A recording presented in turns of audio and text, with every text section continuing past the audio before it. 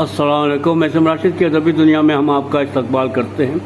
تو دوستو، ایک دن کی تاخیر سے میں لے کر کے آیا ہوں آپ کے لیے آپ کا پسندیدہ کالم، جی ہاں، لندن کی ڈائری، جو اخبار مشرق میں ہر اتوار کے دن شائع ہوتا ہے. تو پیش خدمت ہے آپ کا پسندیدہ کالم لندن کی ڈائری. آج کا عنوان انہوں نے دیا ہے: بھارت میں اسلامو فوبیا کی وسیع مذمت اور عشق رسول صلی اللہ علیہ وسلم. تو کالم نگار ہیں آپ کے پسندیدہ کالم نگار فہیم اختر لندن. ہم اکثر یہ بھول جاتے ہیں کہ ہم انسان ہیں، اور ایک انسان کسی دوسرے انسان سے محض مذہبی نقطہ نگاہ سے نفرت یا عداوت رکھتا ہے. تو مجھے یہ بات کہنے میں کوئی جھجک نہیں ہو رہی کہ نفرت رکھنے یا کرنے والا انسان کا کوئی مذہبی عقیدہ ہے ہی نہیں ہے. کیا آپ نے کبھی اپنے آپ سے پوچھا ہے کہ میں فلاں سے نفرت کیوں کرتا ہوں؟ کیا یہ اس لیے ہے کہ آپ ان سے خوفزدہ ہیں؟ کیا آپ کو ان کے لیے کوئی احساس نہیں ہے چونکہ آپ کو یقین ہے کہ وہ کسی بھی چیز سے کم کے مستحق نہیں ہیں؟ یا اس وجہ سے ہے کہ آپ ناراض ہیں، یا آپ کیوں ان کے خلاف تشدد کا استعمال کرتے ہیں؟ قرآن ہمیں ان گھٹیا جذبات پر قابو پانے میں مدد کرنے کے لیے ایک خوبصورت دعا سکھاتا ہے: اے رب، نفرت کو ہمارے دلوں میں جڑ نہ پکڑنے دے. اے رب، تو رحم کرنے والا اور خیال رکھنے والا ہے. الحشر. ہمیں اس نفرت کی بیماری سے نمٹنے کے لیے امید اور دعا کی ضرورت ہے. پوری دنیا میں سیاسی پولرائزیشن خوفزدہ کر رہی ہے. انتہا پسند دائیں اور انتہائی بائیں بازو ایک دوسرے کے خلاف اپنے خیمے گاڑ رہے ہیں. یہ سیاسی پولرائزیشن مذہبی تعصب اور انتہا پسندی کو ہوا دے رہی ہے. امید اور اعتماد ایک اہم آہنگ معاشرے کی بنیاد ہیں. لوگوں کے درمیان اعتماد مشترکہ انسانیت کو سمجھنے اور اپنے اختلافات کو قبول کرنے سے آتا ہے. ہندوستان میں ان دنوں مذہبی نفرت اور تعصب سے منسلک ایک معاملہ سامنے آیا ہے جس سے پوری دنیا کے مسلمانوں میں غم و غصہ پایا جا رہا ہے. چند دن پہلے ہندوستان کے دائیں بازو کے نیوز چینل ٹائمز نو ون پر ایک ٹیلی ویژن مباحثے میں نپور شرما نے مسلمانوں کی عبادت اور پیغمبر اسلام کے بارے میں توہین آمیز تبصرے کیے اور ان کی مسلم بحث کا مذاق اڑایا، جس کے بعد ہندوستان کے معروف شہر کانپور میں احتجاج کے دوران پولیس نے مسلمانوں کو مارا پیٹا، جس سے ہندوستان کے کئی شہروں مسلمانوں نے اپنا رنج و غم کا اظہار کیا. لیکن یہ معاملہ اس وقت پوری دنیا کے توجہ کا مرکز بن گیا جب ہندوستانی حکومت خلیجی ریاستوں کے ساتھ سفارتی تنازع میں الجھ گئی ہے. جب حکمراں جماعت کے 2 ترجمانوں پر پیغمبر اسلام کی توہین کرنے والے اسلامو فوبک اور توہین آمیز تبصرے کرنے کا الزام عائد کیا گیا تھا، تو کیا اس سے یہ سمجھا جائے کہ ایک عرصے بعد یا شاید پہلی بار خلیجی ممالک یا مسلم آبادی والے ممالک نے یکجا ہو کر توہین اسلام اور توہین محمد مصطفیٰ صلی اللہ علیہ وسلم کی مذمت کی ہے، جس سے دنیا بھر کے مسلمانوں کو محسوس ہو رہا ہے کہ ان کے اندر ایک نئی روح پھونک دی گئی اور اب وہ بے یار و مددگار نہیں ہیں، جس سے ممکن ہے اسلاموفوبیا رکھنے والوں میں بے چینی ہو رہی ہوگی.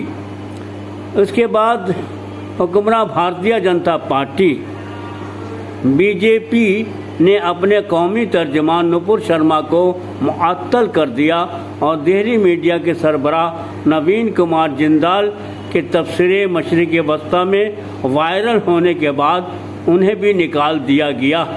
قطر، کویت، ایران، سعودی عرب، عمان، افغانستان اور پاکستان کی حکومتوں نے ان تبصروں کو توہین آمیز قرار دیا. یہ سفارتی واقعہ اس وقت پیش آیا جب ہندوستان کے نائب صدر وینکیا نائیڈو نے دونوں ممالک کے درمیان تعلقات کو مزید مضبوط کرنے کے لیے قطر کا دورہ کیا۔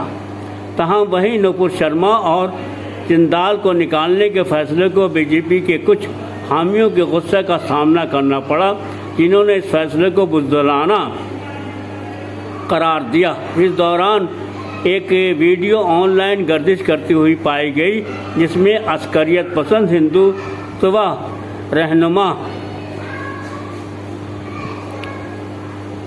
بتی نرن سنگھ نند پیغمبر محمد کے بارے میں اپنے تفسیروں کو دوگنا کرتے ہوئے تمام مسلمانوں کو مجرم کہہ رہے ہیں۔ قطر میں ہندوستانی سفیر دیپک متل کو طلب کیا گیا اور انہیں قطر کی مایوسی کا اظہار کرتے ہوئے اور ہندوستان میں حکمراں جماعت کی ایک عہدیدار کی طرف سے پیغمبر اسلام کے خلاف کیے گئے متنازع ریمارکس کو مکمل طور پر مسترد اور مذمت کا اظہار کرتے ہوئے سرکاری سرزنش کی گئی۔ قطر نے ہندوستانی حکومت سے تشدد اور نفرت کو ہوا دینے کا الزام لگاتے ہوئے معافی مانگنے کا مطالبہ کیا۔ قطر کے معاون وزیر نولوا الحضر نے کہا کہ ہندوستان اسلاموفوبک گفتگو کی خطرناک سطح پر پہنچ رہا ہے۔ کویت کی وزارت خارجہ نے اپنے ہندوستانی سفیر سی جارج کو بھی طلب کر کے کویت کے وزارت خارجہ نے اپنے ہندوستانی سفیر سی جارج کو بھی طلب کر کے بی جے پی ترجمان کے توہین آمیز بیانات کی سختی سے تردید اور مذمت کا اظہار کیا۔ عمان کے مفتی اعظم احمد بن حمد اشکیلی نے سخت الفاظ میں مذمت کرتے ہوئے اسلام کے پیغمبر کے خلاف ہندوستان میں حکمراں جماعت کے سرکاری ترجمان کی گستاخانہ اور فحش حرکت کی مذمت کی ہے۔ امریکی محکمہ خارجہ کی ایک رپورٹ چند ہفتے جاری کی گئی تھی، جس میں ہندوستان میں مذہبی اقلیتوں کے قتل، حملوں اور دھمکیوں کو دستاویزی شکل دی گئی تھی، جس کے فوراً بعد بھارتی حکومت نے جواب میں اس رپورٹ کو غلط معلومات اور متعصب قرار دیا، جس سے صاف بھارتی حکومت کی بوکھلاہٹ ظاہر ہو رہی ہے اور کہیں نہ کہیں اس بوکھلاہٹ کے پیچھے وہ لوگ شامل ہیں جنہیں ہم کہہ سکتے ہیں کہ چور کی داڑھی میں تنکا۔ دیکھا جائے تو بی جے پی نے جب سے ہندوستان کی سیاست میں اپنا کھاتہ کھولا ہے، اس کا ہمیشہ ایک ہی مقصد رہا ہے کہ ہندو اور مسلمانوں کے بیچ دراڑ ڈالا جائے اور ہندوستان میں حکومت کی جائے۔ اس میں کوئی دو رائے نہیں ہے کہ بی جے پی کے اقتدار میں آنے کے بعد ہندوستان میں مذہبی پولرائزیشن میں اضافہ ہوا ہے اور گزشتہ چند ہفتے خاص طور پر اس وقت ماحول کشیدہ ہے، اس قدر کشیدہ ہوئے جب کچھ ہندو گروپ وارانسی کے ایک مقامی عدالت میں صدیوں پرانی گیان واپی مسجد میں پوجا کرنے کی اجازت لینے گئے اور یہ دعویٰ کیا کہ مسجد ایک منظم مندر کے کھنڈات میں بنائی گئی ہے۔ اس دوران ٹی وی چینل نے اشتعال انگیز بحث کی ہیں اور سوشل میڈیا پر اس معاملے پر بے تحاشا نفرت دیکھی گئی۔ دائیں بازو کی تنظیموں سے وابستہ بہت سے لوگ اکثر ٹی وی شوز میں متنازع بیانات دیتے ہوئے پائے گئے۔ ہمیں یاد رکھنا چاہیے کہ نبی کریم صلی اللہ علیہ وسلم کی محبت کسی بھی چیز کی محبت سے زیادہ شدید، گہری اور مضبوط ہونی چاہیے۔ عشق رسول صلی اللہ علیہ وسلم اسلام کا بنیادی جز ہے۔ خود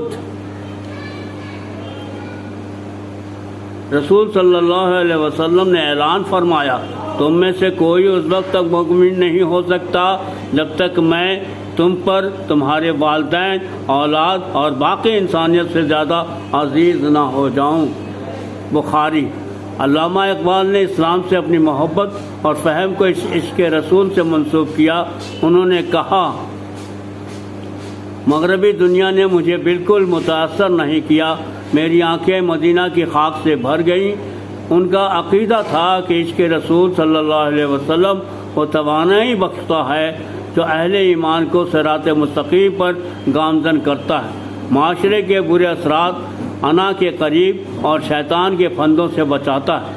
میری دعا ہے کہ اللہ ہمارے دلوں سے عشق رسول صلی اللہ علیہ وسلم کو کبھی ختم نہ کرے اور ہمارے درمیان عشق رسول کے ذریعہ ایک اللہ کی عبادت، آپس میں اتحاد و اتفاق، غیر اقوام کے ساتھ اتحاد، محبت کی تعلیم، امن، سادگی، خلوص، بھائی چارگی، قوم و ملت کا ہمدرد، معاف کرنے والا بنائے رکھے، تاکہ لوگوں میں عشق رسول صلی اللہ علیہ وسلم اور انسانیت قائم رہے۔ تو دوستو، ابھی آپ اسم راشد کی ادبی دنیا میں اپنا سب سے پسندیدہ کالم یعنی کہ لندن کی ڈائری سن رہے تھے۔ اس لندن کی ڈائری کے خالق ہے جناب فہیم اختر لندن۔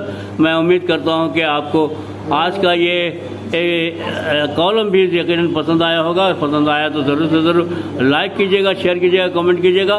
تو دوستو، اجازت دیجیے، اسم راشد کی ادبی دنیا آپ سے پھر ملاقات کرے گی اگلے سنڈے اسی دن ایک نئے کالم کے ساتھ۔ تب تک کے لیے اللہ حافظ۔